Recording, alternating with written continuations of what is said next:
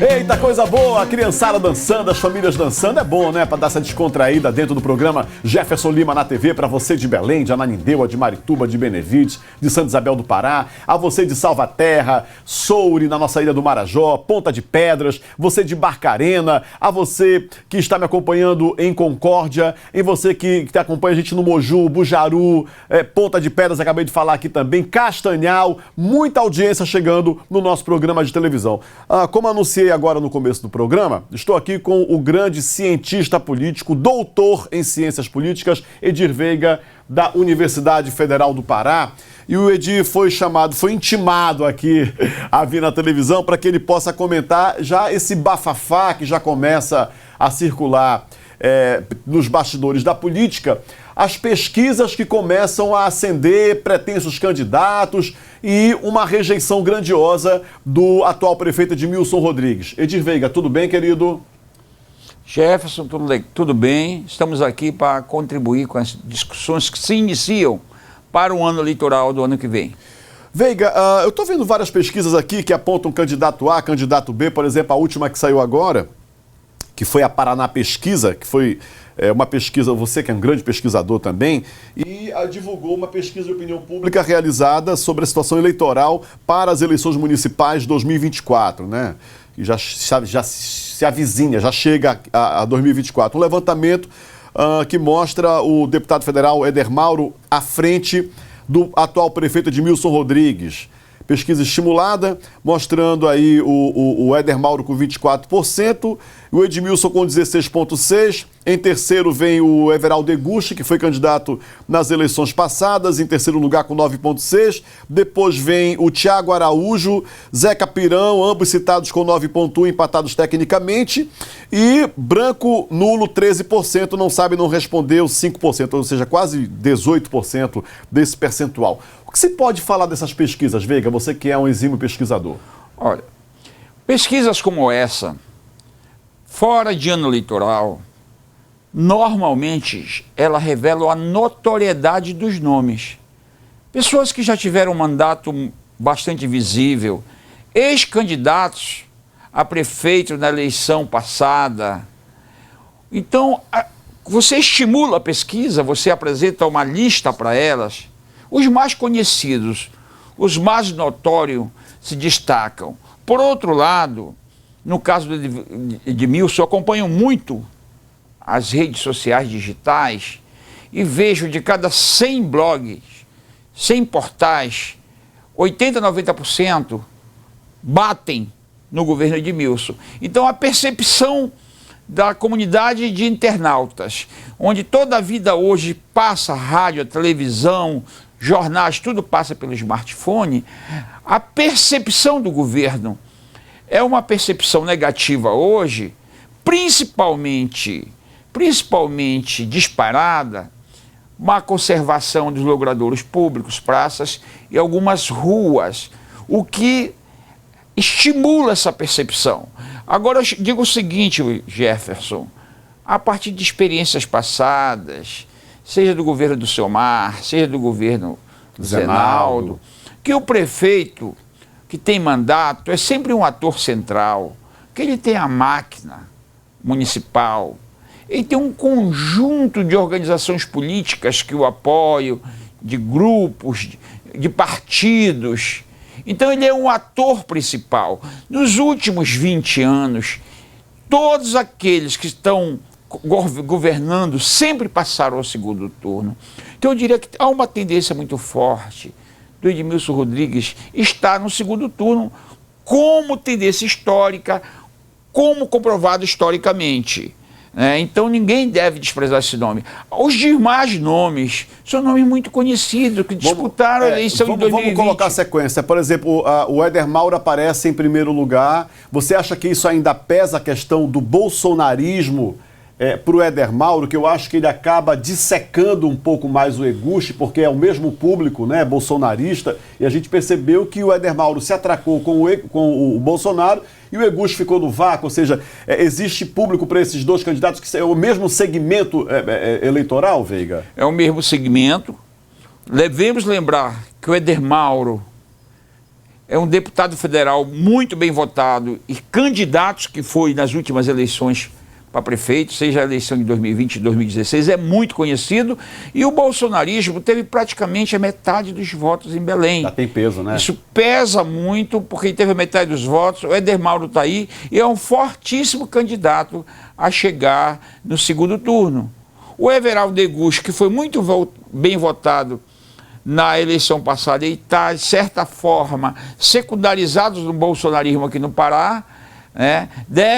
Indica que pode trocar de partido, né? E então, ele já parece que acena já para um outro lado, né? Ele já parece que já fala que não está muito satisfeito na questão. O Bolsonaro veio aqui a Belém, não convidou ele foi para a internet, reclamou. Ou seja, sobraria algum público para ele, já que ele se apresentou como um bolsonarista também? Do ponto de vista geopolítico, para as outras candidaturas é um bom nome, porque ele acaba tirando um terço, 20%.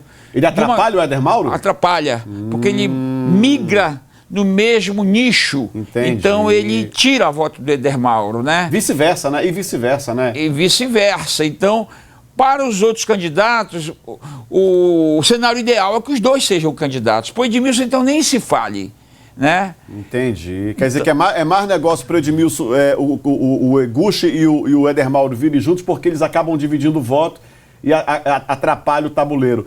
Vamos para o outro candidato também, que aparece com um percentual nas pesquisas, que eu acho que agora é o Tiago Araújo, não é isso? Tiago Araújo também, o Veiga? O Tiago é o nome notório.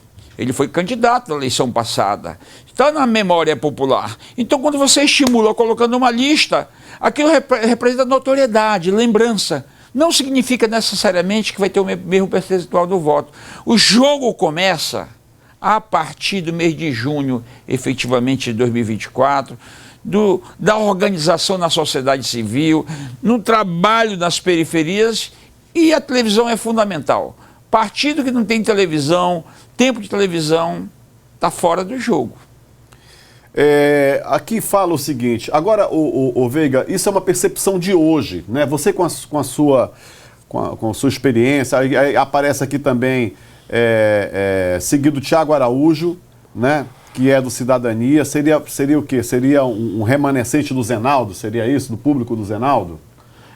Do público do PSDB, o perfil do PSDB, de centro-direita. E o fato do Tiago ter participado das eleições passadas, ele vai ser sempre lembrado em qualquer lista que se apresente. Ele vai ter aquela cota de uma classe média assim mais de centro. Aí aparece Zeca Pirão, também misturado com o Igor Normando.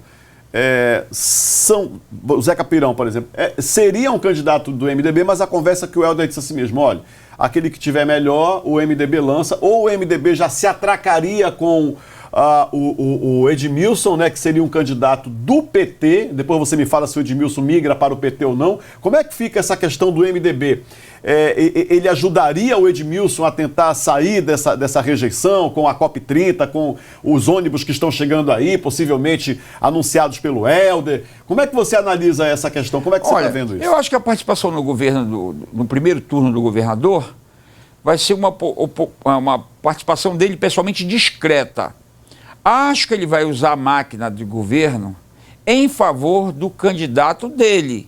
Tipo, pode ser o Igor Normando, que é um deputado estadual, que agora está como secretário de Estado, ou o Zeca Pirão, que está melhor na pesquisa. Porque o governador vai estar numa saia justa, porque o PT está dando muito espaço para os barbalhos dentro do MDB nacional, né? Tem um ministro, Jader Filho... Tem a máquina federal à disposição do governador. Há um compromisso... Tem o COP30 que vem 5 bilhões para cá. E o Helder não vai querer se queimar com o Lula, porque o candidato do Lula aqui em Belém, precisamente, independente do partido que esteja, vai ser o Edmilson Rodrigues. Não foi à toa que ele trouxe a COP30 para cá, nessa aliança do PT com o PSOL. Então o Helder vai ter que... Pode ser que o Edmilson migre para o PT? Desculpa te interromper, Veiga, só para você concluir, você acha que já se desenha isso aí, o Edmilson saindo do PSOL e entrando no PT para ser um candidato raça pura, digamos assim, do PT? Olha, não é um cenário que já se apresenta.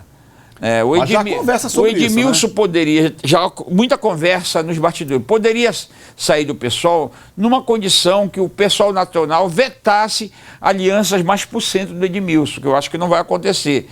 Mas o Edmilson está muito bem no PSOL, ou se vier para o PT está muito bem. Uma coisa é certa, o PT daqui do Pará e o Lula vão estar com o Edmilson. E o Helder vai ter que ter muito cuidado. Se passa um Edmilson, com o que é mais provável, com um bolsonarista, é muito mais provável, né? Não tenho dúvida que no segundo turno vem toda a máquina estadual e federal com Edmilson. Esse jogo não está definido, agora são cenários de pessoas notórias. O jogo começa o ano que vem. O MDB vai, claro que a máquina do governo do estado vai ajudar em função, no primeiro turno, de um candidato do governador, mas de forma discreta. Então você está dizendo que o MDB, por obrigação, pelo peso da legenda, assim como fez com Simone Tebet, lançaria o seu candidato. E o Priante não aparece mais nessa situação, não, Veiga? Não, o Priante é o deputado federal. É um nome notório. Pode ser que ele pleiteie também querer essa vaga, nome né? Notório, né? Mas nesse momento ele já disputou várias vezes o governo municipal. Isso dá uma... Ele tem menos força, digamos, hoje perante o governador. Entendi. Mas é um nome importante, é um nome que tem peso eleitoral, mas não tem conseguido ampliar para passar, digamos, já passou o segundo turno e já foi derrotado uma vez. Então... É um quadro que está aberto, falam aí em Úrsula Vidal, mas eu não tenho nenhuma dúvida que o Helder, no final das contas, ele vai fechar em um único nome do seu bloco, sem se expor muito, porque senão ele se desgasta com o PT. O senador Beto Faro aparece também, você que conversa com todos, né, de forma... você é uma pessoa, você é imparcial, você não tem lado, né, você é um cientista. Há possibilidade também do Beto Faro ser candidato? Essas pesquisas, que são muitas que estão saindo aí, mostrando o extremo desgaste do Edmilson, que eu digo, isso é percepção popular negativa, isso pode ser tranquilamente alterado com os recursos que estão chegando aí da COP30, do governo federal, entendeu? Coloca na situação, quando você apresenta o Edmilson em situação irreversível que outros apresentam, aí o PT tende a se apresentar, porque o Beto Faro tem uma proximidade muito grande com o governador. Sim. Ele seria um candidato que uniria o governador com o PT. O problema é que o Beto Faro não tem voto. Não tem... Na capital? Na capital, ele não tem densidade. Uma eleição todinha ia capacitá-lo para a eleição para a próxima, de 28. Então, é um candidato que ainda não tem visibilidade pública em Belém, nem densidade capaz de disputar isso. Mas, sem dúvida nenhuma, para o PT seria algo, mas seria difícil, porque a esquerda ia se dividir entre o Edmilson. E o PT ia viabilizar tranquilamente a vitória aí de um bolsonarista ou de um candidato do próprio Helder. Olha, agora, Veiga, a gente pode também, dentro do que a gente viveu, né, nesse histórico da política, Ana Júlia, por exemplo, com a máquina na mão, não se reelegeu. Bolsonaro, com a máquina na mão, não se reelegeu. Pode acontecer dessa questão do Edmilson, né, com todo o peso financeiro de máquina também, chegar a um índice de rejeição tamanho que ele não consiga ter fôlego eleitoral para se reeleger? Ou você acha que está cedo para falar sobre isso ainda e tem condições de reverter isso? Olha, eu acho que a gente melhorando vai ter a comunicação. melhores condições de fazer essa avaliação no mês de junho, julho de 2024. Sim. Mas é possível que um prefeito, num segundo turno, possa, do segundo mandato, a reeleição, pode vir não se reeleger. Não aconteceu ainda em Belém, mas pode acontecer. Principalmente se passar um candidato para o segundo turno de centro, que articule toda a extrema-direita e o governo do Estado, aí a situação do Edmilson fica complicada. Mas para o cenário do Edmilson não se tornar competitivo, teria que, primeiro, o Edmilson não passar o segundo turno, é muito difícil. Segundo, passando com o Edmilson, um candidato, digamos, como o Igor Normando, ou como o Zeca Pirão, aí poderia juntar uma ampla frente. Mas a tendência hoje é que passe o bolsonarista com o Edmilson. Ah, entendi. Você acha que ainda o peso é muito grande. Agora, o Veiga, podem surgir novos atores também, né? Podem surgir outras. O povo fica esperando. Eu vi na pesquisa muita gente, por exemplo, comentando que não queria nenhum desses candidatos. Olha, Jefferson, eu faço muitas pesquisas. Em todas as pesquisas que eu faço, você, por exemplo, aparece entre os 3 primeiros. Ao longo dos anos.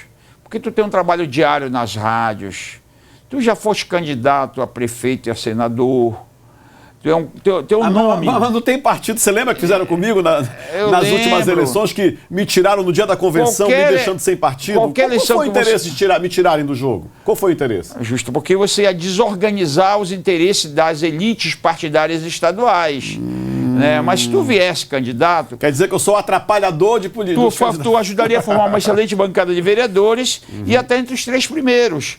Porque tu é de um campo de centro, tu ia pegar o pessoal da direita, tu ia pegar o pessoal de centro, com certeza tu alteraria o quadro político todinho, né? Nessa disputa, eu não tenho dúvida disso.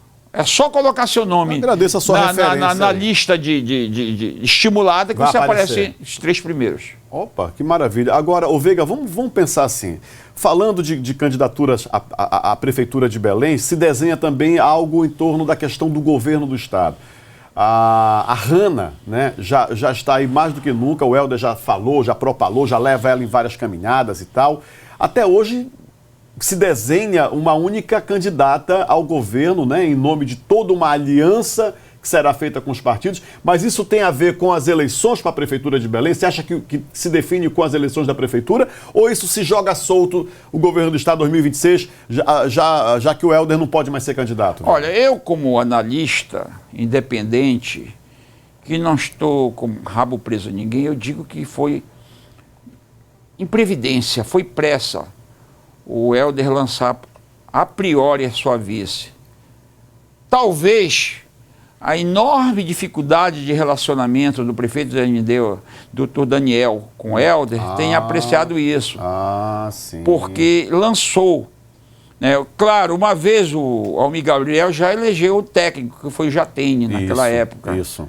Agora, há toda uma expectativa, inclusive do Dr. Daniel Santos, que com as primeiras pesquisas para 2026, que vai ocorrer em 2025, se a Hanna não decolar nas pesquisas, o doutor Daniel é candidato. Tu dizes isso? Digo alguma... Mas me disseram, parece que o Daniel já estava meio de... Já estava meio de banda para cá, banda para lá com o Helder. Os bastidores falam isso, né? E o Helder parece que não está mais dando também esse gasto todo para o Daniel, porque ele quer a Hanna, a sua candidata. Mas você acha que o Daniel, que é prefeito de Ananindeua, pode também ser um possível candidato em 2026, velho? Olha, esse é um tema ainda muito cedo para discutir. Tá. Mas o Daniel... Mas o desenho, só quero ver só os desenhos. O Daniel vai fortalecer o Partido Solidariedade, deve ficar no MDB pelo menos até 2025, tá certo? Vai tentar fazer uma bancada de prefeitos e vereadores em todo o estado. Vem para a reeleição a prefeito, né? Lógico. Com grande chance de reeleger com uma votação muito alta, né, de Ananindeua, está fazendo um bom trabalho, e vai ficar olhando. Se a Hanna, em 25, não decolar, ele troca de partido, ele vai disputar com grande chance, porque o único erro que o Helder pode cometer é achar que pode lançar uma pessoa que nunca disputou nenhum cargo proporcional, que não tem nenhuma, digamos, densidade eleitoral, ele vai apostar, mas corre muito risco de fragmentar sua base a partir das primeiras pesquisas. Quando as pesquisas indicarem, por exemplo, que ela não venha a decolar, sua base vai fragmentar. Mas mesmo com o Lula, porque o papo que está rolando aqui, pô, vem governo, a gente não pode também deixar de falar de presidência da República. Bolsonaro está inelegível. Lançaria quem? Michele Bolsonaro? O Lula vem para a reeleição com a possível candidatura, e isso já se fala em todo o Brasil, do Helder vice dele, né? E o Jader Filho, que é ministro, viria ao Senado, onde o pai parece-me que já iria pedir a sua aposentadoria. Como é que fica esse desenho aí? O Helder não ganha peso como vice-candidato a presidente com o Lula? O Helder, como candidato a vice-presidente num cenário possível, ele vai ter que fazer campanha para o Lula no Centro-Oeste, Norte e Nordeste. E o bloco de aliança do Lula vai ser tão grande que vai pegar em torno de 18 partidos que ele, aqui em Belém, aqui no Pará, ele vai saber que se colocar no processo.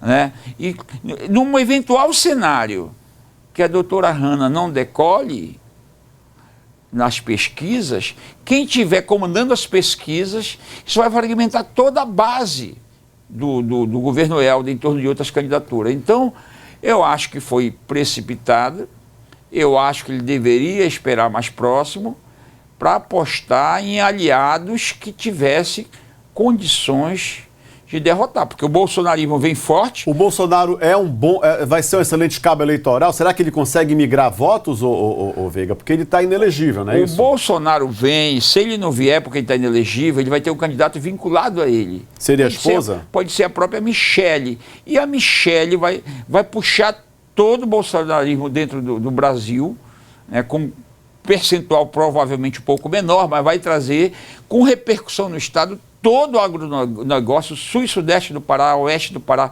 vão estar provavelmente em bloco neste campo. Se tiver um candidato forte aqui na região metropolitana, o jogo fica difícil. Agora, por exemplo, vamos voltar para a questão da Prefeitura de Belém. Por exemplo, um possível candidato do Bolsonaro aqui, não se sabe quem é ainda, né? Porque tudo pode mudar, sabe que política tudo muda, né? Os caras do dia para a noite as coisas vão mudando. Mas, por exemplo, vamos dizer que provavelmente numa situação dessa o Edmilson perca, né?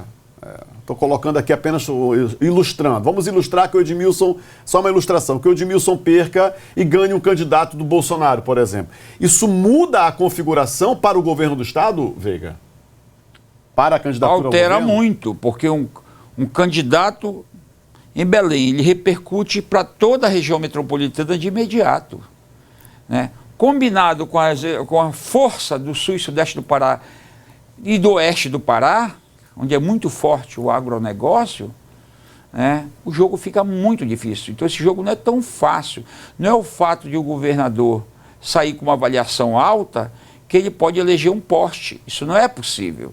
Então, por isso eu digo que a sucessão do Helder, que ele vai indicar, eu acho que está em aberto. Está em aberto. Está em aberto e ele vai optar por aquele que seja de extrema confiança da própria família para vir a ser candidato. E nessa situação, não está descartado o nome do deputado Chicão.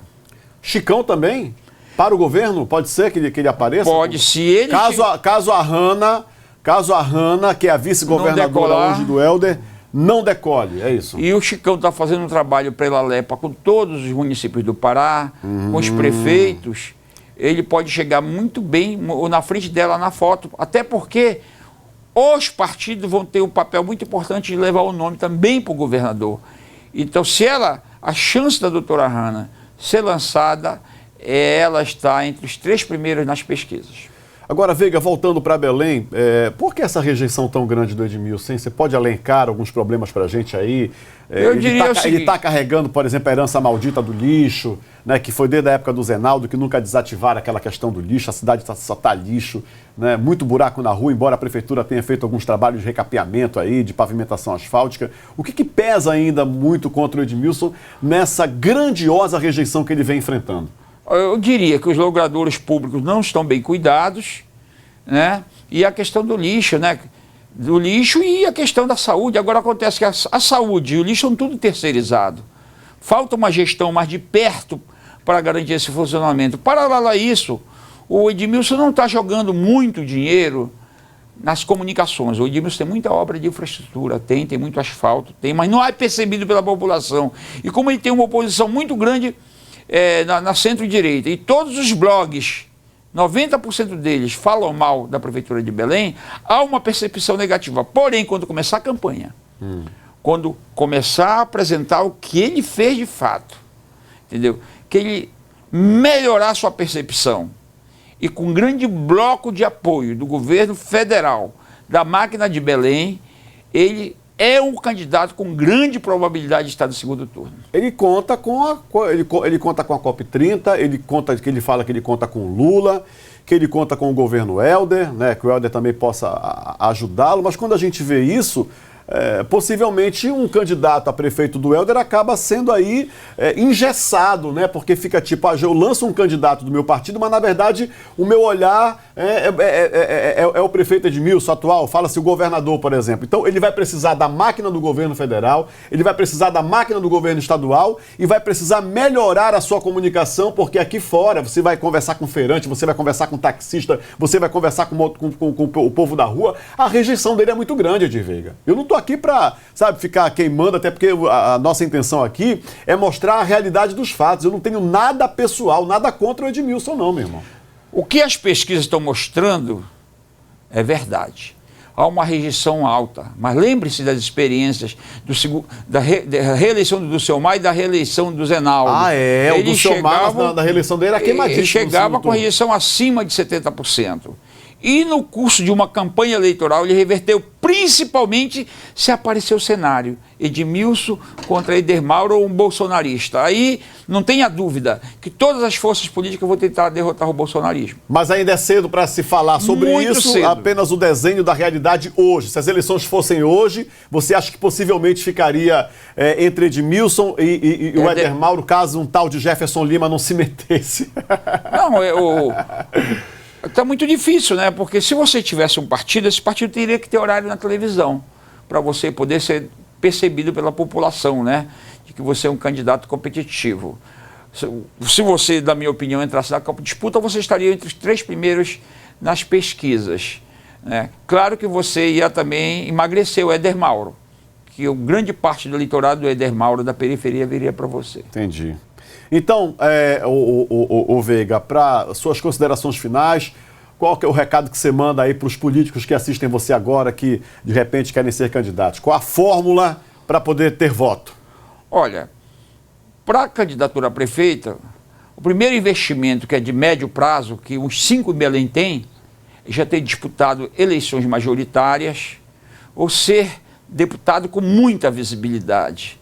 Porque não é fácil você ser conhecida por 1 milhão de pessoas, 2 milhões de pessoas, né? E fundamentalmente, ter uma história de serviço prestado à comunidade, né? Então, você tem que ter uma história ao lado da comunidade, de trabalho, em torno de um compromisso, e ter um partido forte, ter uma grande coalizão partidária forte, para pensar em disputar, ter recursos econômicos, porque a eleição em Belém é muito caro. A periferia de Belém, ela formada um cinturão de pobreza, ela vota em quem saneou sua rua, asfaltou sua rua, manteve o posto de saúde funcionando, a escola funcionando. É por isso que o prefeito incumbente, aquele que está no comando, se ele melhora a comunicação, muda aquela equipe que trabalha os serviços urbanos, o saneamento e a comunicação, ele tem grande chance de chegar bem até junho de 2024.